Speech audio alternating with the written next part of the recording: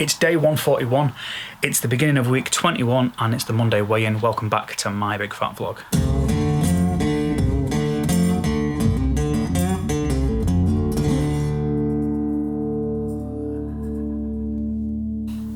Hello guys, welcome back. Thanks so much for being here. First of all, bless me YouTube, for I have sinned. It has been 15 days since my last confession. I've had a really tough couple of weeks with training and with food. In fact, actually, that's not true. Training's not been bad.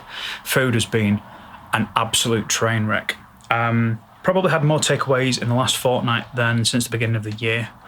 I don't think there's been 2 consecutive days where we've had an evening meal that we've made at home. It's been really, really tricky. Part of that has been because there's a few factors that kind of go into this. One of them is started gigging again.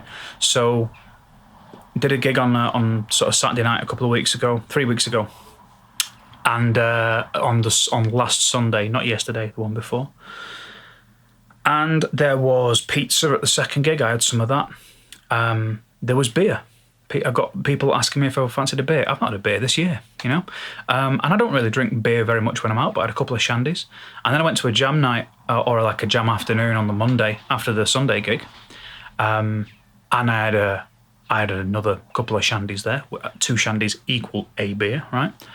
And it's like there's something about that, the summer kind of vibe and getting back to gigging that puts me a little bit more in the line of fire for getting back into bad habits.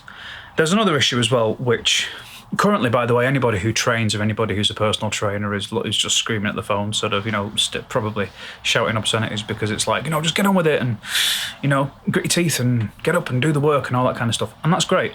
But I'm a human, and there's a human element to essentially food addiction and food abuse. And I think if that goes unchecked and you kind of like try and just behave like you're some sort of machine, then those problems are destined to reappear and happen again, in my humble opinion. The other issue that I have is I always get down this time of year, or I certainly have anyway for the last couple of 3 years, and I'd never realise why I'm feeling down until I get a text message or a messenger message from one of my Irish family members saying, "Really sorry, thinking of you on this day," because it's the anniversary of my mum's death around this kind of time of year. And that isn't something that I ever think about, but I'm always reminded of that. And it's a cultural thing. It's like, I don't think that I've not grown up remembering the dates of people's deaths as somebody who's grown up in England. And I think that's very much an Irish thing. I might be completely wrong. It might be, you know, it might be the people that do it as well. But yeah, it's just, so I kind of like end up feeling really down and not knowing why I'm down. And then somebody messages me saying, really sorry, thinking of you on this day. And it's like, oh, it's that day. Because I just feel down in that area. I subconsciously know the date. I subconsciously know when the time is. Because, you know, the beginning of summer's now a tricky time for me. And it's also beginning, you know, this time of year is my dad's birthday. So, you know, those things all happened around the same time. Lost my dad last year, so that kind of it kind of makes things tricky, and whenever emotional things crop up, I race back to food like Usain Bolt. So it's nice to think that I'd go away at some point, but it took literally a few days to get out of, you know, 20 weeks, 18 weeks of habits, of really good food eating, and all of that kind of stuff. And I need to have a contingency plan for that. So we've kind of figured out that if there's no planned evening meal, that is the weak link in the chain. It's like, if we've got a quick, easy evening meal that we can prepare without too much effort and is yummy, even an emergency meal that involves some beige food but still is within macros and calories and stuff, that is going to be something of a saving grace, because it's always a convenient decision. The takeaway foods, it's a convenient decision, and it's also a comfort food decision. So that needs preparing for. My training through all of this has actually been pretty solid, to be honest. I think on the first week I didn't miss any training days, and on On last week, I only did 2 training days and a bit of training on Wednesday, which I'll talk about in a minute. I've also developed, trigger warning, graphic content ahead. I've developed some saddle sores from the bike, and that is because I did a couple of bike sessions wearing my not cycling shorts, so just regular shorts, and that's not a good idea because you kind of need the padding and also the lack of friction that that kind of clothing provides. So I've been dealing with that for a few days as well, which is not even an issue now, to be honest. I think they've cleared up. I could have even gone without mentioning them, but it was a factor for the back end of the week. So I think it's important to kind of have a strategy to deal with these things going forward, right? So the evening meal strategy is an easy one.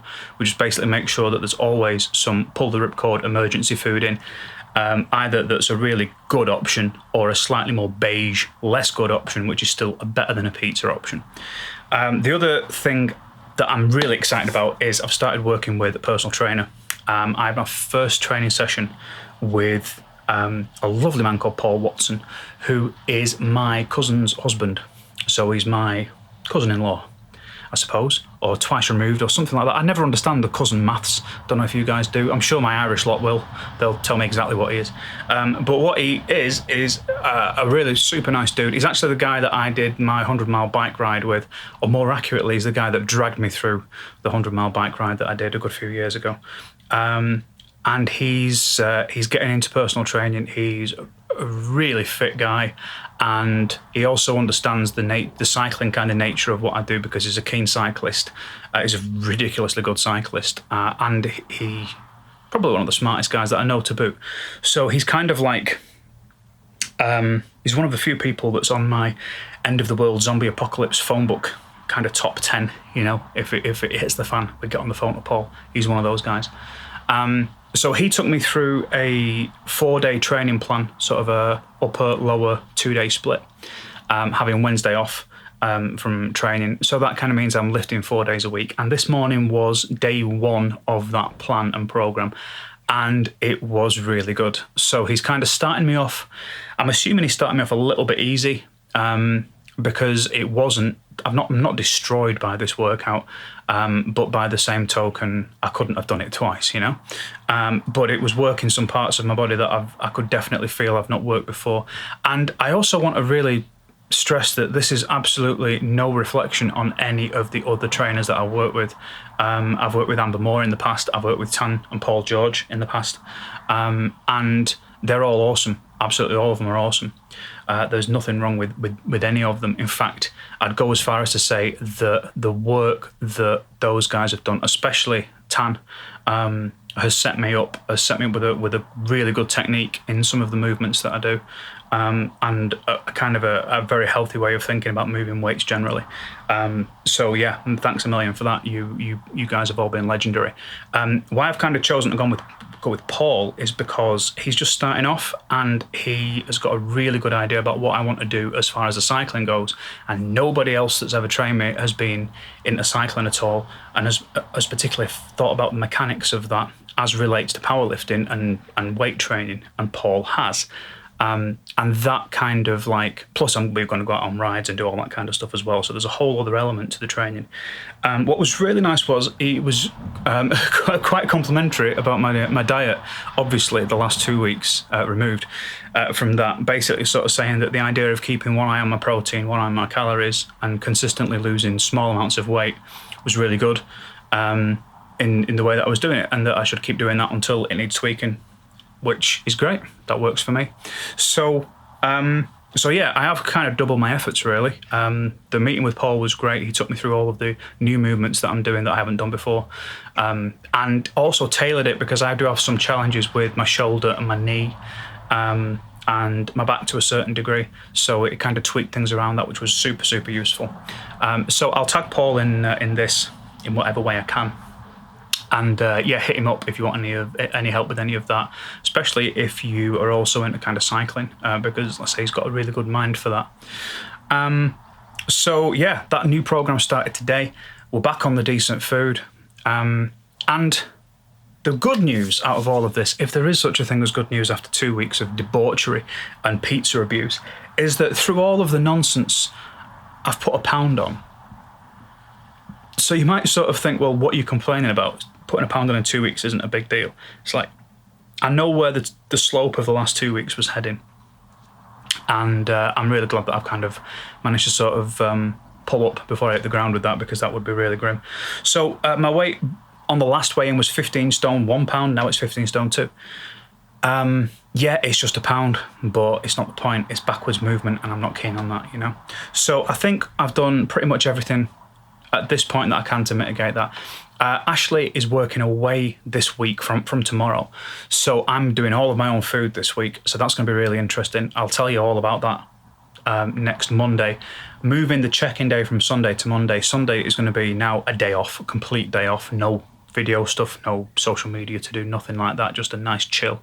I think it's important to keep a day sacred, and I thought I was doing, but I was actually doing a few hours work on videoing these and doing editing and stuff. So anyway, sorry for the long one, but that's kind of the size of it. So thanks a million once more for watching. Massive thanks to Ash for helping me through a lot of this stuff, because you know, like I said before, the emotional side of this is, I think, gets overlooked. I think people kind of think of themselves as machines a lot of the time and want to pretend like they're the Terminator. And the top and bottom of it is that we're not just that. We are that, but we're humans, and we've got souls, and we've got kind of emotions. And if we don't factor that in, then it isn't no factor. It is a factor, and it needs kind of looking at. Otherwise, it'll just circle around and get you on the way back, you know. So huge thanks to, as I said before, to Amber and to Tan and Paul for the help that they've given me in the past, and hopefully the help that they'll carry on giving me going forward, because it's not a solo effort, any of this. It's a team, you know.